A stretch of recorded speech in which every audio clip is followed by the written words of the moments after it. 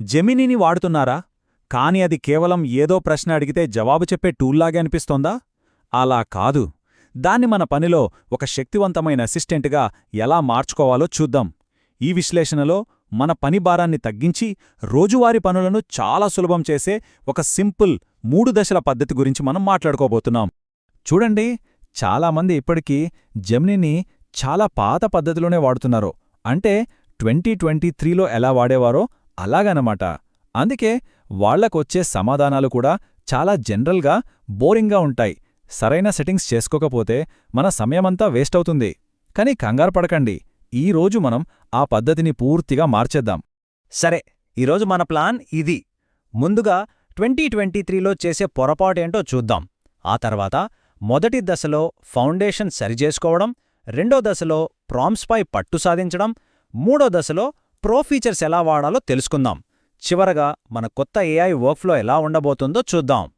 గుర్తుంచుకోండి, ఫౌండేషన్ స్ట్రాంగ్గా ఉంటేనే బిల్డింగ్ స్ట్రాంగ్గా ఉంటుంది. అసలు సమస్య ఏంటో తెలుసా? మనకు వెనిలా ఐస్ క్రీం లాంటి రెస్పాన్సులు ఎందుకొస్తాయంటే, జెమినీకి మన గురించి ఏమీ తెలీదు. మన టేస్ట్ ఏంటి, మన స్టైల్ ఏంటి, మనకి ఏం కావాలి, ఇలాంటి విషయాలు దానికి తెలియవు. అందుకే అది అందరికీ ఇచ్చే ఒకే రకమైన జనరల్ సమాధానాలు మనకు ఇచ్చేస్తుంది. సరే, ఇక మొదటి దశలోకి వెళ్ళిపోదాం. మన ఫౌండేషన్ని సరిచేసుకుందాం. అంటే జెమినీ నుండి మనకు కావలసినట్లుగా పర్ఫెక్ట్గా రిజల్ట్స్ రావాలంటే దాన్ని ఎలా సెటప్ చేసుకోవాలో ఇప్పుడు చూద్దాం. మనం ప్రతిసారి ఫ్రెండ్లీ టోన్లో రాయి లేదా బుల్లెట్ పాయింట్స్లో ఇవ్వు అని టైప్ చేస్తూ టైం వేస్ట్ చేసుకోవద్దు. సింపుల్గా సెట్టింగ్స్లోకి వెళ్ళండి. అక్కడ జెమినీ సూచనలు లేదా కస్టమ్ ఇన్స్ట్రక్షన్స్ అని ఉంటుంది. దాన్ని ఆన్ చేసి మీకు ఎలాంటి స్టైల్ కావాలి, ఏ టోన్లో రాయాలి అనే విషయాలు ఒక్కసారి వివరంగా సెట్ చేసేయండి. అంతే.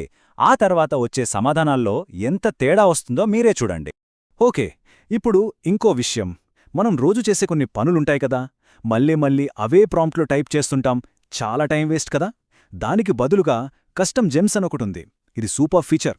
అంటే సోషల్ మీడియా పోస్టుల కోసం ఒక జెమ్, వీడియో ఐడియాల కోసం ఇంకో జెమ్, ఇలా ప్రతి పనికి ఒక ప్రీసెట్ లాంటిది తయారు చేసుకోవచ్చు. అప్పుడు పని ఎంత ఫాస్ట్గా అయిపోతుందో. ఇది అద్భుతమైన ఫీచర్. మన సమయాన్ని చాలా ఆదా చేస్తుంది. ఇకపై మనం గూగుల్ డ్రైవ్ ఓపెన్ చేసి, ఫైల్స్ వెతికి, డౌన్లోడ్ చేసి, ఈమెయిల్స్ కాపీ పేస్ట్ చేసి ఈ తలనొప్పంతా అవసరం లేదు. సింపుల్గా మీ గూగుల్ అకౌంట్ని జెమినీకి కనెక్ట్ చేస్తే చాలు. సింబల్ టైప్ చేయగానే చాలు, మీ డ్రైవ్, క్యాలెండర్, ఈమెయిల్స్ అన్నీ అక్కడికక్కడే యాక్సెస్ చేసుకోవచ్చు. భలే ఉంది కదా. చూసారు కదా తేడా? ఈ ఫౌండేషన్ సరిచేయక ముందు మనకొచ్చేవి మామూలు వెనిలా సమాధానాలు. ప్రతిసారి సెటప్ చేసుకోవాలి, ఫైల్స్ వెతుక్కోవాలి. కానీ ఈ ఫేజ్ 1 పూర్తి చేశాక అన్నీ మనకు తగ్గట్టుగా పర్సనలైజ్డ్గా ఉంటాయి. పని కూడా చాలా ఈజీ అయిపోతుంది. సరే, ఫౌండేషన్ సెట్ చేసుకున్నాం. ఇప్పుడు రెండో దశ. ఇది చాలా ముఖ్యం. ఇక్కడ మనం జెమినీతో సరిగ్గా ఎలా మాట్లాడాలో నేర్చుకుంటాం. అదేనండి ప్రాంప్టింగ్ అన్నమాట. పనికిరాని సమాధానాలు కాకుండా మనకు కావలసిన అద్భుతమైన రిజల్ట్స్ ఎలా రాబట్టాలో ఇక్కడ చూద్దాం. చూడండి, మనం సింపుల్గా దీనిమీద ఒక పోస్ట్ రాయి అని అడిగామనుకోండి, జెమినీ దానిష్టమొచ్చినట్టు ఏదో ఒకటి రాసేస్తుంది. అది మనకు నచ్చకపోవచ్చు. అలా కాకుండా ఈ 4 స్టెప్స్ ఫాలో అవ్వండి. 1, దానికి ఒక పాత్ర ఇవ్వండి. అంటే ఎవరిలా ప్రవర్తించాలో చెప్పండి. 2, ఏం చెయ్యాలో స్పష్టంగా చెప్పండి. 3, దానికి కావలసిన వివరాలు, కాంటెక్స్ట్ ఇవ్వండి. 4, మీకు అవుట్పుట్ ఏ ఫార్మాట్లో కావాలో చెప్పండి. ఈ 4 ఫాలో అయితే చాలు, వచ్చే రిజల్ట్స్ చాలా బెటర్గా ఉంటాయి. ఇది చాలామంది చేసే కామన్ మిస్టేక్. దీన్నే కిచెన్ సింక్ పొరపాటు అంటారు. అంటే కిచెన్ సింక్లో అన్నీ పడేసినట్టు ఒకే ప్రాంప్ట్లో 4-5 ప్రశ్నలు, 2-3 టాస్కులు అన్నీ కలిపి అడిగేయడం. ఇలా చేస్తే ఏఐ కన్ఫ్యూజ్ అయిపోతుంది. ఏ పనిమీద సరిగ్గా ఫోకస్ పెట్టలేదు. ఫలితంగా అన్ని పనులు సగం అవుతాయి. మరి దీనికి సొల్యూషన్ ఏంటి? చాలా సింపుల్. Chained prompting. అంటే ఒకదాని తర్వాత ఒకటి. జెమినీని ఒక ప్రాజెక్ట్ మేనేజర్లా చూడండి. దానికి ఒకేసారి ఒక పని మాత్రమే చెప్పండి. అది అయిపోయాక నెక్స్ట్ పనికి వెళ్ళండి. ఇలా చేయడం వల్ల ఏఐ ఫోకస్డ్గా ఉండి చాలా క్వాలిటీ అవుట్పుట్ ఇస్తుంది. ఒక విషయం గుర్తుంచుకోండి, ఏఐ ఇచ్చిన మొదటి సమాధానాన్నే ఫైనల్ అనుకోవడం అది బిగినర్స్ చేసే పని. దాన్ని కేవలం ఫస్ట్ డ్రాఫ్ట్లా చూడండి. అస్సలైన బంగారమంతా ఫాలోఅప్ ప్రశ్నల్లోనే ఉంటుంది. దాన్ని మెరుగుపరచమని అడగండి. దీన్నింకాస్త ఇంట్రెస్టింగ్గా మార్చు అనో, ఈ పాయింట్నింకా వివరంగా చెప్పు అనో అడిగితేనే మనకు కావలసిన బెస్ట్ రిజల్ట్ వస్తుంది. ఒక్క నిమిషం ఆలోచించండి. మీరు ప్రతిరోజు అవే ప్రాంప్ట్లను మళ్ళీ మళ్ళీ టైప్ చేస్తున్నారా? ఉదయం లేవగానే ఈమెయిల్స్కి రిప్లై ఇవ్వడానికి ఒక ప్రాంప్ట్, మధ్యాహ్నం రిపోర్ట్ కోసం ఇంకో ప్రాంప్ట్, ఇలాగే కదా? ఇదంతా మన టైం, ఎనర్జీ వేస్ట్ చేయడమే. దీనికి ఒక మంచి సొల్యూషన్ ఉంది. పరిష్కారం చాలా సింపుల్ అండి. మీకు బాగా వర్కౌట్ అయిన ప్రాంప్ట్లన్నింటినీ ఒక గూగుల్ డాక్లో గానీ నోషన్లో గానీ సేవ్ చేసుకోండి. మీకంటూ ఒక పర్సనల్ ప్రాంప్ట్ లైబ్రరీని తయారు చేసుకోండి. నెక్స్ట్ టైం అవసరమైనప్పుడు మళ్ళీ టైప్ చేయకుండా జస్ట్ కాపీ పేస్ట్ అంతే. ఓకే, ఇప్పుడు మనం ఫైనల్ ఫేజ్కొచ్చేసాం. ఇక్కడ మనం కొన్ని ప్రో ఫీచర్స్ని అన్లాక్ చేయబోతున్నాం. ఇవి చాలామందికి తెలియని సీక్రెట్ ఫీచర్స్ అన్నమాట. ఇవి కేవలం చిన్న చిన్న టిప్స్ కాదు, జెమినీతో మనం ఏం చేయగలమనేదాన్ని పూర్తిగా మార్చేస్తాయి. మనలో చాలామందికి తెలియని విషయమేంటంటే, జెమినీలో ఒకటే కాదు 3 వేర్వేరు మోడల్స్ ఉన్నాయి. మీకు ఫాస్ట్గా, క్విక్గా సమాధానాలు కావాలనుకుంటే ఫ్లాష్ మోడల్ వాడండి. లేదు, చాలా డీప్గా అనాలిసిస్ కావాలి, కోడింగ్ రాయాలి అనుకుంటే ప్రో సెలెక్ట్ చేసుకోండి. ఇక లాజిక్ పజిల్స్, కాంప్లెక్స్ ప్రాబ్లమ్స్కైతే థింకింగ్ మోడల్ బెస్ట్. సరైన పనికి సరైన మోడల్ వాడితే రిజల్ట్స్ అద్భుతంగా ఉంటాయి.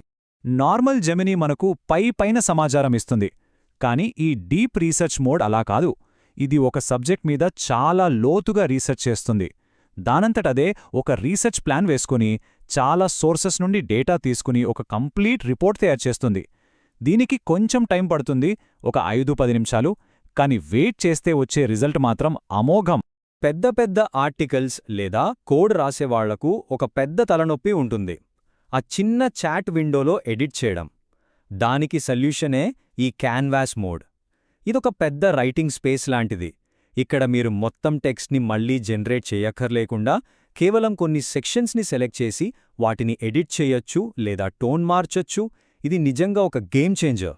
ఇదొక్కటి మాత్రం చాలా జాగ్రత్తగా గుర్తుంచుకోండి, ఏఐని గుడ్డిగా నమ్మొద్దు. జెమినీ అనేది ఒక రీజనింగ్ ఎంజిన్ అంతే, కాని నిజాల డేటాబేస్ కాదు. అప్పుడప్పుడు అది తప్పుడు సమాచారం కూడా ఇవ్వొచ్చు. దాన్నే హాలోజినేషన్ అంటారు. అందుకే అదిచ్చే ఫ్యాక్ట్స్, నంబర్స్ని ఎప్పుడూ ఒకసారి క్రాస్ చెక్ చేసుకోండి. దాన్ని ఒక అసిస్టెంట్లా చూడండి, అథారిటీలా కాదు. ఓకే, ఇప్పుడు వరకు మనం 3 దశల గురించి నేర్చుకున్నాం కదా. ఇప్పుడు వాటన్నిటినీ కలిపి మన కొత్త ఏఐ వర్క్ఫ్లో ఎలా ఉండబోతుందో చూద్దాం. ఒక్కసారి క్విక్గా రీక్యాప్ చేసుకుందాం. Phase 1 foundation, custom instructions, gems, workspace ఇంటిగ్రేషన్తో మనకు కావాల్సినట్టుగా సెట్ చేసుకోవాలి. ఫేజ్ 2 ప్రాంప్ట్స్, ఆ 4 భాగాల ఫార్ములా వాడాలి, ప్రాంప్ట్స్ని చేంజ్ చేయాలి.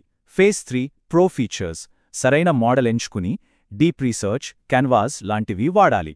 అంతే, ఈ సిస్టమ్ ఫాలో అయితే చాలు. ఫైనల్గా చెప్పొచ్చేదేంటంటే, ఇప్పటివరకు మీరు ఏఐకి ప్యాసివ్ యూజర్గా ఉండి ఉండొచ్చు, కానీ ఇప్పుడు మీ చేతిలో ఒక సిస్టమ్ ఉంది. ఇకపై మీరు ఏఐని డైరెక్ట్ చేసే వ్యక్తిగా మారుతారు. దానికి ఏం చేయాలో చెప్పే డైరెక్టర్ మీరే. జెమినీ నుండి మీకు ఏం కావాలో దాన్ని ఖచ్చితంగా రాబట్టుకోగలరు. సరే, ఇప్పుడు మీ దగ్గర ఈ సిస్టమ్ ఉంది, మరి దీన్ని ఉపయోగించి మీరు ఏం నిర్మించబోతున్నారు? ఆలోచించండి.